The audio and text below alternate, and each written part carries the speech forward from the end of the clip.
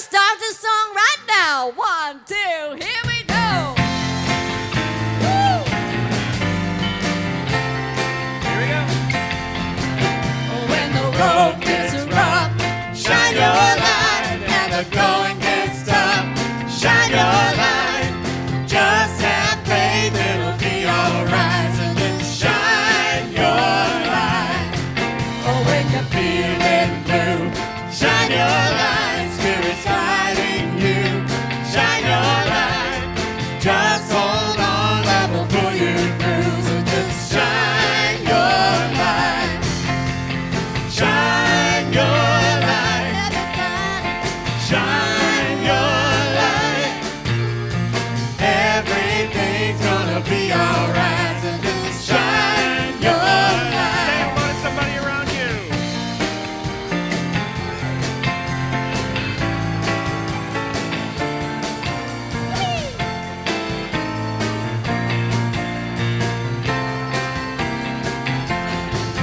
When the world seems dark, shine your light. Love ignites a spark. Shine your light. Everything's gonna be alright. So just shine your light. Everybody just shine your light. Come on, shine your light.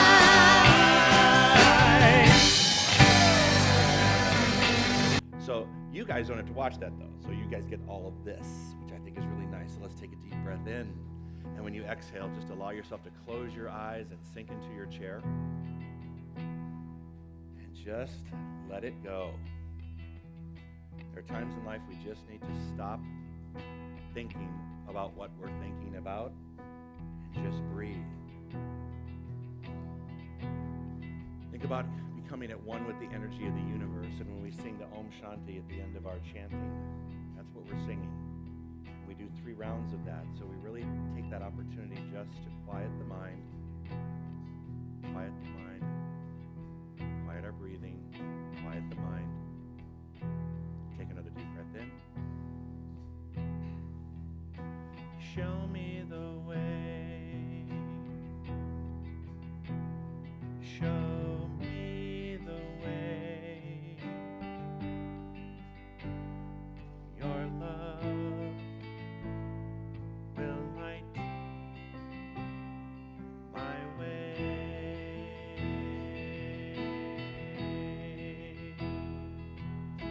Show me the way. Sing after me, please. Show me the way. Show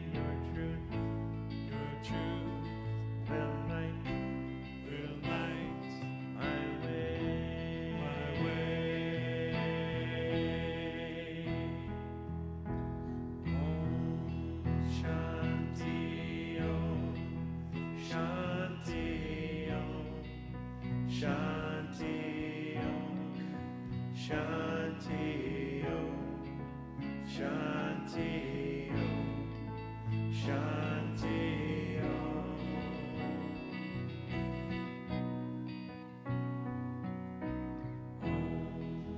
Shanti Om, Shanti Om, Shanti Om, Shanti Om, Shanti Om, Shanti Om.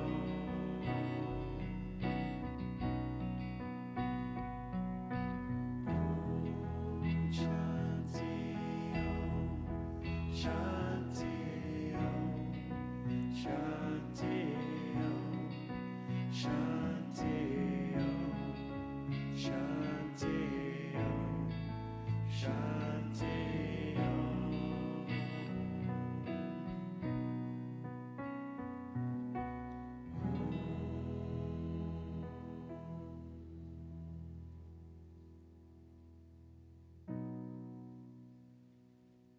On this most beautiful October morning, I know that we come together in this sacred space of oneness. And I know that there is one power, one presence, one all-knowing, all-loving, ever-divine spirit, and I call it God.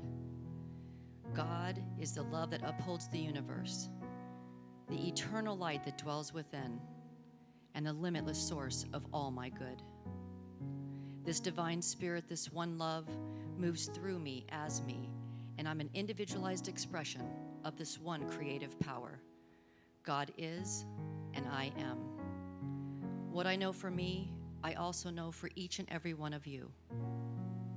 I am surrounded by spirit, pure spirit, God, the living spirit. The shawl of God's love, joy, peace, and compassion bring me daily comfort, and I know with God, all things are possible. I am part of the great oneness of this universe and know each and every day my highest and best good is unfolding. There is a divine, wondrous beauty within me that has never been violated, a childlike awe, pure spirit. This inner sanctuary, my spiritual truth, radiates joy, compassion, balance in all aspects of my life. My unique qualities are my true gifts, and I express these gifts by means of spirit each and every day. I am valued, I am loved, I am whole, perfect, and complete. I know that there is one life, that life is God, that life is absolute, and that life is my life now. With so much gratitude for the forthcoming message from Dr. Joe and the soulful expression of the CSL band, so ever, ever thankful, knowing that I am alive in spirit for all that is. I take a deep breath in, I let go and I let God, and I put forth my word into the law of mind, knowing it is done. And together we say, and so it is. Amen.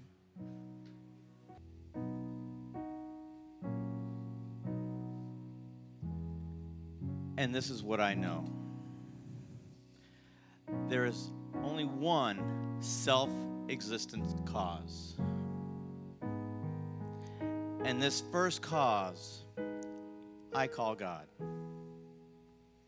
God is the love that is expressed through all things. It is the true power that is life.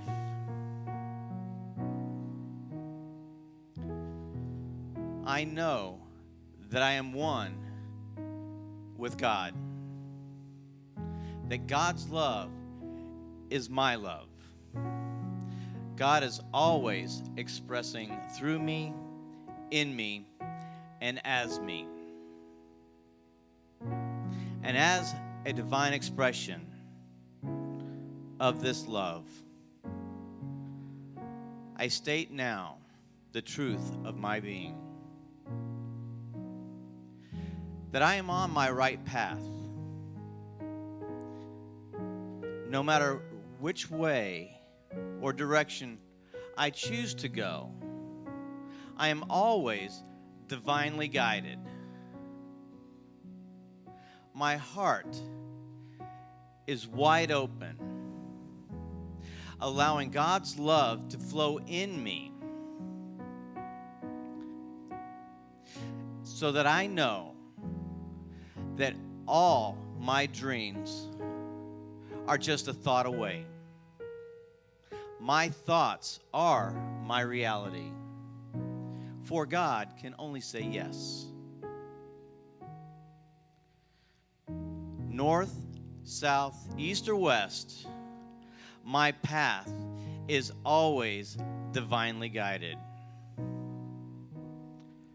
I live in the knowing, which is built upon my faith, which is my foundation.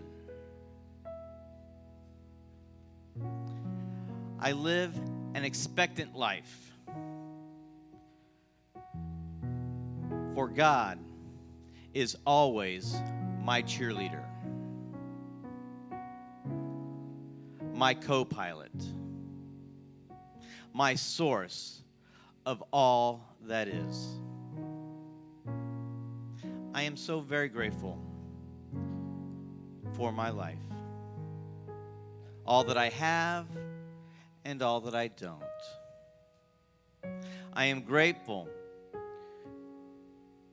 for the band, for Dr. Joe, Reverend Laura Dale. All who are in my life are my teachers. I am so very thankful for all of my teachers. So I release my word to the law of mind, knowing that it is all done right now. And together we say, and so it is. Amen.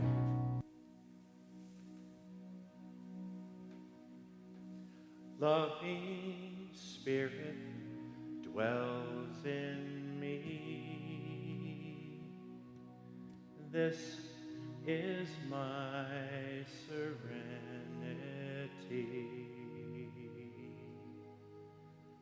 As within, all around, all I need is here and now. Where there's air, let me love, and I have no fear. All the power, all the glory, I surrender, let it be. Loving Spirit dwells in me, now and evermore.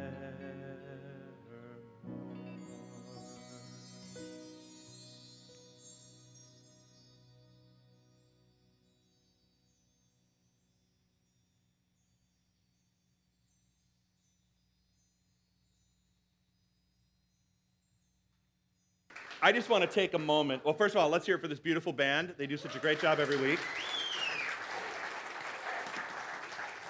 And I want to introduce you to one of our newest practitioners. This was the first time Renee has ever done a prayer as a practitioner of our center. So this is Renee Beal, everyone. She did an amazing job. And hold on, Renee. I had to tell her, I've known Renee since our children were 6 months old. And now they're close to 19. And we met at a little thing called Gymboree, like my gym, where we take the kids and basically we just kind of toss them on, stuff. And it's a play environment. And the funny story is that, Trey and I had just moved here. We didn't know anyone. And there was this giant, hot dog. A giant thing. And we were all on top of it and bouncing with the kids and all that. And she said to Trey, she said, a couple years later, she says, when I saw you bouncing on that banana-like chair, I knew we were going to be friends. So it was a wonderful friendship that we had, and I'm so proud of her. When I started the song, I was really welling up with emotion. I'm really proud of you. Thank you so much.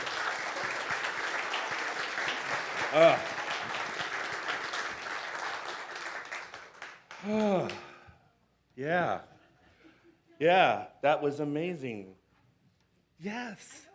I know. And you know what? At the 11 o'clock, everybody, William is doing his first prayer up on the podium today. All right. So today is kind of a different day. Building a world that works for everyone is our yearly theme. We know that. Global transformation through individual transformation has been the monthly theme. Today's topic is there is only one cause of all that is. Next slide, please. Today's talk, though, when I looked at it and I looked at its content, it was almost a repeat of what I did last week. And I don't want to do that. I don't want to do that. And every once in a while, I'll do this thing. You guys have, how many of you have seen Pick a Page when I do Pick a Page, right? Okay. It's a different thing for me to do. I like to do Pick a Page because it keeps me on my toes, on my spiritual toes, because I never know what page you're going to pick or paragraph. And it also gives me the opportunity just to share with you, just a spontaneous response to something that comes from our textbook. So, Jim, pick a page. 141. This is how it works. Jim picks a page. I turn to the page. Okay? There are 3 paragraphs. Paragraph 2. Give me a sentence. Give me one through 3. 3, third sentence. Okay, perfect. Here we go. There's only one self-existent cause was the talk theme, right? Right? There's only one cause. Guess what you said? Guess what the one you picked? For everything that happens in the objective world, there must be something in the subjective world which perfectly balances it. For those of you in the know, that's just exactly what the talk title was about. All right? So here, now I have to talk about the talk title again. So here we go. For everything that happens in the objective world, for everything that happens in your life, it happened because something else was happening simultaneously in the subjective world. When we say the subjective world, we're talking about the subconscious, and I want to explain to you again how I have to teach the subconscious sometimes. I want you to picture a boat on top of the water. We've done this before. Picture a sailboat on top of the water, and it's on top of the water. Sub means underneath, right? So it's not a conscious life that we're living up in here. It's the life that lives underneath our consciousness. It's the stuff, the patterns that we've had built up in our head about ourselves. It's also all the stuff that happens in the surface for everyone. So in the universe, in order for something to happen, it has to happen underneath first before it happens on top, which means for us, it happens in mind before it happens experience. There's only one cause, and the one cause is you and the use of your mind. There isn't another cause. It's how we choose to use this mind as to outpicture exactly what's going to happen. Everything in this world was an idea. This chair that you were sitting in, is an idea that someone had in their subconscious. And then they raised it to the conscious level, and once that began, then the series of things happened for it to unfold. So once it comes from the subconscious underneath the surface and it rises to the conscious level, the journey really begins. That's when the boat starts to move and things begin to happen. Does that make sense? All right? So everything happens twice. The first time in the subconscious, and then the next thing in your world, in your experience. So it begs the question. William, raise the question for me. I'll raise a question. Go to question 1. If you really believe that you, like your creator, are made of that indestructible God essence, would you place greater faith on your intuition? So it begs the question. So that's a perfect, see, the universe worked that out. I had 5 questions to ask of you, and that worked it out. So if that's the truth, if you believed that you, like the Creator, are made of this indestructible God essence, would you place greater faith in your intuition? Would you be open to a greater array of possibilities? You have to ask yourself that question. If I believed that to be true, would I be more apt to follow my intuition and become open and receptive to a bigger picture? Does that make sense? Jane, pick a page.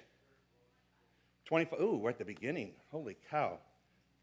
25. That may be a welcome page. Oh my God, it's the first page of the textbook. Seriously? All right. 1, 2, 3. 3 paragraphs. Pick 3 paragraphs. Paragraph 2. Give me 6 sentences. 6, last sentence. Oh, I have it highlighted. Here we go. That means I didn't understand it. Here we go. Page 25, second paragraph, last sentence. Individuality must be spontaneous. It can never be automatic. The seed of freedom must be planted in the innermost being of man. But, like the prodigal son, man must make the great discovery for himself. Love that. I can talk on this one. Because I was just thinking about the word prodigal son this morning in the shower. I don't know why. It came into my head. Like, well, I'm going to talk about that, and there it is. Okay. The seed of freedom is planted. But you know what? Like the prodigal son, Laura was my prodigal daughter one time. You all know that. When Laura left us to go to the Costa Mesa Center as their assistant minister, she left us. And like the father who, in the story, in the scripture, when the prodigal son left, we all felt hurt. We were happy for her to go see the world, but it was like, no, no, no. And then that was a beautiful day when I called her back because I knew she'd be back. I knew it. I really did. When I called, I said, so how's that going? And she's like, I want to come home. And so I called her the prodigal daughter. All right? Look, you have to venture out to try stuff. It may work, it may not work. But you're not going to grow if you don't even try. You have a 0% chance of succeeding if you don't try. Your chances are 0 if you don't try. You have to go out. The seed of freedom has been planted in your consciousness. There is something in every person in this room. There is something within you that wants to express by means of you. It has actually been knocking at the door of your mind for quite some time. And so it's time for you to go out and move into that experience. And don't worry about if you had to come back, you're going to come back a different person having had the experience. You're not going to come back the same. When you try something, when you go out on the limb and you say, you know what, I believe, because of the very first thing we talked about, that there's one self-existent cause that creates all things. If I believe that, and I believe that everything happens when it moves from the inside of the mind to the outer mind and starts to actually surface and go in a direction, if I believe that that's the truth, then my boat is always going to be moving forward. Now, whether or not I want to set the anchor for a little bit and stop for a while, that's totally okay. But at least it's going to move forward. And the prodigal son says it comes back. But when the prodigal son comes back, they never come back the way they left. When you embark upon some sort of a spiritual demonstration and you manifest it, or even if you don't manifest it yet, you're not the same person that embarked upon the journey. You're different because your consciousness believes that something is changing. Does that make sense? And you took the action. You know what? What always leads me to this idea is with the prodigal son, nothing lasts forever. It's just for now. The campaign will be over.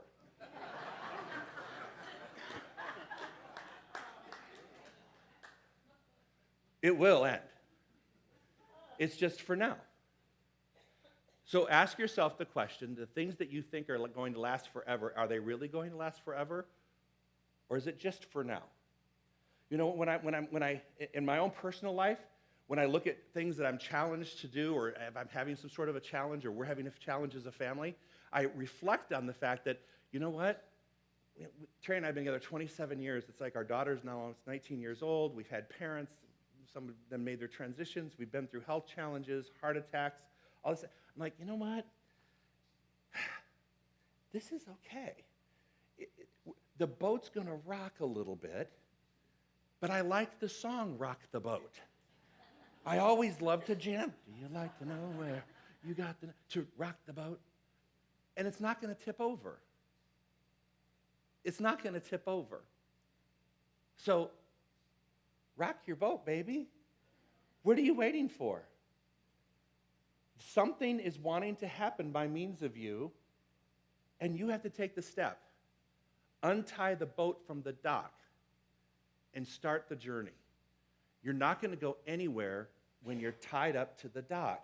You could have the most beautiful boat in the world, but it's not going to take you to any exotic destination unless you untie it from the dock. And your consciousness, your mind, your intellect, your mind is a beautifully structured, unlimited potential just thing waiting to journey out into this experience. And for you to live a life that's stagnant or boring, Not supposed to be. Does that make sense? William, there's an affirmation up there. Can we pull an affirmation up? Thank you. Sure. No, an affirmation. That would be nice.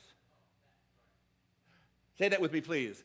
I am as God created me, a divine being filled with boundless God attributes. How timeless was that affirmation? Say that again. I am as God created me, a divine being filled with boundless God attributes. All right, Billy, give me a page. 215. All right. Ooh, there's only one paragraph. Actually, do you know what? This is going to be about hand calluses, so that's going to be pretty boring. Could we pick another page? Pick another page, Billy. There's a whole chapter in your textbook. You know, real quick, there's a whole chapter in the textbook about physical ailments. You know Louise Hay, You Can Heal Your Life? Well, you know what? This was written in 1932, right? 1927, 1932. Anyway, in 1927, a lot of those ideas that Louise Hay had actually come from this textbook. So if you have the textbook at home and you have a physical illness or ailment going on, look in your textbook because there's a lot of things from, things like headaches, why people feel fatigued, treating insanity. Boy, send that to your brother-in-law. In a red state, no. Treating lung trouble, vision, constipation, skin, arms, hands, feet, legs, false growths, meaning tumors, cancer, gallstones. This is all in your textbook, just so you know. Billy, pick another page. 289, thank you. We got off of that. 289. Ooh, good. 3 paragraphs. 1, 2, or 3? 2. 2 sentences. 3 sentences. Third one? Wow, you guys are good. Last one. Okay, the context is this. I need to put it in context. So I'm going to read the first 2 sentences to put the third in the sentence. Never let anything cause you to doubt your ability to demonstrate the truth. Conceive of your word as being the thing. See the desire as an already accomplished fact and rest in perfect confidence, peace, and certainty, never looking for results, never wondering, never becoming anxious, never becoming hurried or worried. Here's your sentence. Those who do not understand this attitude may think you are inactive, but remember, to him who can perfectly practice inaction, all things are possible. Okay, do we follow?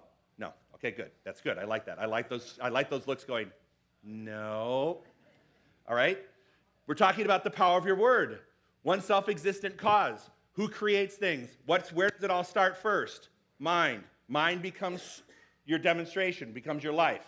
If that's the case, then the things that I speak, like Renee said in her beautiful prayer, the things that she spoke in her beautiful prayer about what I believe about, she said, this is what I believe about me, and I also believe it for you. The qualities that she expressed in her prayer, if we could walk in complete faith, now inactivity, inaction doesn't mean not doing physical things. It just means not going to the place where I'm negating that which I want to demonstrate. Because when it's not in front of us, okay, let me explain this too. So when you go ahead and you do a prayer, and the first thing you say after your prayer is, I hope it's going to work, you've already lost it. Okay? You've already lost it. If you do a prayer and you go, God, I hope this works, you've already said, I don't have faith. What this is saying is have the faith. Dr. Anita Rishlu, and I'll give you a real good example. When I met with Dr. Anita Rishlu, who was my practitioner back in Redondo Beach, and we were talking about how Trey and I wanted to adopt a child, and she knew that I was obsessed with the idea of adopting a child and the process, and why isn't there a birth mother calling us, and why isn't this happening, and why isn't that happening, and it's not happening soon enough, and I was all angsty about it. And she said, you did the prayer work. Will you shut up? Just shut up. She said, I'm going to let you think about it one time a day. So all this obsession that you have for the other 18 hours that you're up, one time a day, it's going to be a short period of time. When you're in the shower, and I know you don't have a big hot water tank, when you're in the shower, you're allowed to have all those thoughts. You can have all the doubting, questioning, hoping, wishing, praying thoughts you want. She said, when you're in the shower. And the reason why she said that is because I see the water putting those ideas down the drain. here's a good spiritual practice. If you have to obsess and you have to give yourself an allowance of time to do so, do it only in the shower and don't take multiple showers. Okay? But think about it. The only time I was allowed to obsess was in that time period. And then she said, as soon as the water's off, you act as if it is on its way. And 15 days later, we had a baby. 2 men, 4 months, not even 9 months. 2 men, 4 months. That's belief. That's belief. Show off. I got the stretch marks, but show off. The point is, you have to be able to sit in the inactivity of the thing while it's baking. You can't keep opening the oven to see what's going on because it loses its heat. If you pray for something, that one cause that creates all things is going to create it if you'll let it bake. But if you doubt that the heat is on and you doubt that all these things are happening, all you're doing is deconstructing the prayer and the intention, and it will be done unto you as you believe, which is, I don't believe it's happening. Does that make sense? All right. William, give me a question. Give me the second question. I don't know what that is.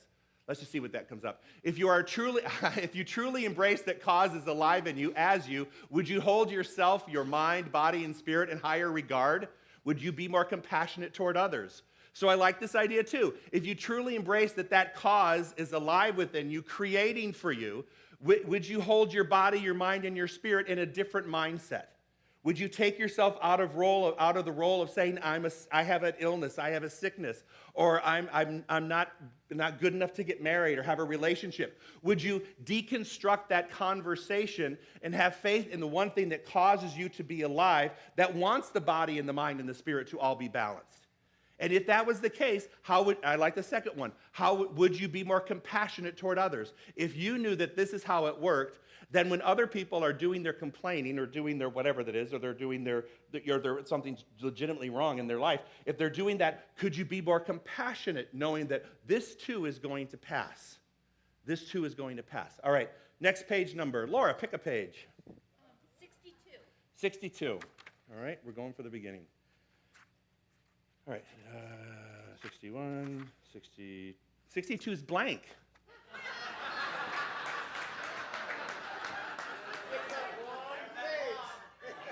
So here we go. I'm going to pantomime this one. No, I'm just kidding. Okay. 65. Okay, to 65. 1, 2, 3, three paragraphs. First paragraph. 2 sentences. If we suppose spirit to be the life principle running through all manifestations, the cause of all, then we must suppose that it has substance within it, in itself. It is self-existent cause. It is also self-existent substance. Spirit makes out of itself, but through some inner act upon itself.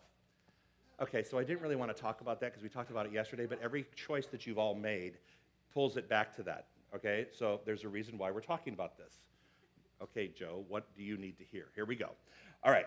If we suppose spirit to be the life principle running through all manifestation, the cause of all, then we must suppose that it has substance within itself. If you believe that spirit itself is the first cause of all things, then all things exist in spirit. Okay? There isn't an answer that spirit doesn't have. Now, it may not be in front of you, if that makes sense. In other words, the answer may not be perfectly visible to you at any given time, but it's there. The internet existed at the time, supposedly, when Moses parted the Red Sea. It existed because it was an idea in the mind of God waiting for the evolution of man's intellect. Man and women had that intellect evolve to the place where they could figure it out. The cures to all diseases, diseases, everything, the answer to marital problems or issues or other things, they all exist in the mind of God waiting for us to show up. So there isn't there, and so God is substance. There is a house for you. There is a car for you. There is a job for you. There is a relationship for you. We are all substance. The universe has substance waiting for our consciousness to catch up to it and reveal it. So there isn't while for us things may feel unanswered, to the person who has faith, it's not unanswered, it's been answered, and I'm allowing myself to be receptive to that answer. Do you see the difference? Don't declare that there is no answer. Because when you declare there is no answer, you'll never see it, even if it slaps you in the face. Do you understand? Are you guys with me? Give me a minute? Okay, good. So, if that's the case, then to every situation in my world, every situation in your world, I have to walk with, there's an answer, it's there, and I'm open and receptive to it. That's the last part of the prayer, the affirmation, the belief, the intention that you have to have there. Because if the answer's there, if I'm not open and receptive to it, how will I ever see it? How will I ever experience it? How will I know that that's what it is? But no matter what, so if there's something missing in your life, and I don't know, does anybody have anything missing from their life? If someone is missing something in their life, then understand that the answer is already in substance somewhere, waiting for us to show up. And we have to be open and receptive to it. Does that make sense? Give me an affirmation, William.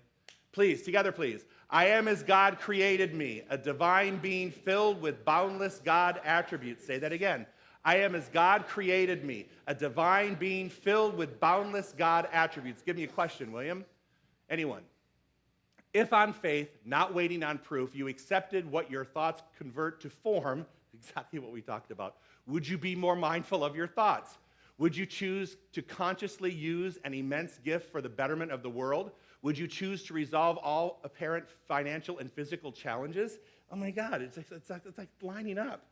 Please tell me you see how all this lined up. Okay, so there's no magic here. There's no coincidence. This talk is all talk about something that you need to hear too. And what you need to hear, I need to hear, which is, if on faith, not waiting for proof. Okay? We all want to say, show me the way, but show me the way first before I take the first step. Right? I want to know what the map looks like before I go on the journey. Sometimes faith is, I'll never forget this, I think it was Dr. Barker said, or Kenny Schultz in Atlanta said, faith is walking down a darkened stairwell without any light, knowing that you're going to be okay when you get to the bottom. Right? Knowing that you're going to be okay when you get to where the bottom of the steps. Faith is knowing that moving in the darkness, you can do that. If on faith, not waiting for proof, you accepted that your thoughts convert to form. You are one giant converter. Your mind is a converter. It takes a thought and then it converts it co-creates it, if you will. You don't convert it yourself, you co-create it. But your mind converts to demonstration. Your mind converts with co-creating the universe things into your life. All right?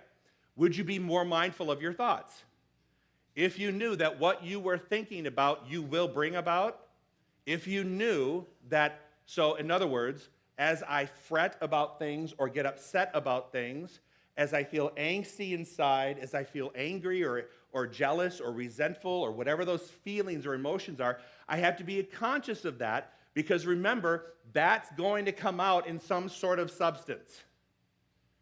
Be mindful, because do I really want to have that play out in my world, or do I need to release it? Would you choose to consciously use such an immense gift for the betterment of the world? If you knew that and you believed in it and you walked in that belief at all times, would you look at the world as a bigger place that you could actually make a change for yourself, for your family, for whomever? But would you use it differently? Would you choose to resolve your financial issues? Instead of having the financial issue, could you choose to focus on seeing it already done, because it's already baked somewhere? Are you following me? It's already baked somewhere. God has baked that financial cake for you, waiting for your receptivity and openness to move into the direction of getting that cake. There isn't one thing that the universe is going to deny you. The only thing that's going to keep you from it is one thing. Right there. Right there. Only one shower a day. All you're allowed to think of it. All right? And so ends your lesson. Thank you.